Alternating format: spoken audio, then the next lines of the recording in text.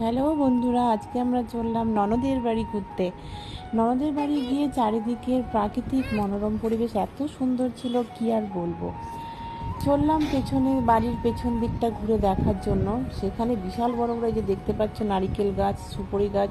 সত্যি বলতে আমি এরকম এত বড় কোনো দিন দেখিনি সুপারি গাছ। আর ওদের বিশাল এরিয়া জুড়ে কোয়াশের বাগান, যেটা আমি আজকে তুলে ধরবো আপনাদের সামনে। এই যে সেই কোয়াশের বাগান, প্রচুর কোয়াশ, অনেক কোয়াশ ধরে আছে। দেখেই এত আনন্দ হচ্ছিল, কি আর বলবো। এত সুন্দর চারিদিকটা সবুজে সবুজ, পুকুর, গাছপালা, ভীষণ ভীষণ মন ভালো করার জন্য এইটুকু যথেষ্ট। এরপরে আর কি, খাওয়া দাওয়া করে সবাই মিলে চললাম বাড়ির উদ্দেশ্যে। আজকের মতো এখানেই টাটা।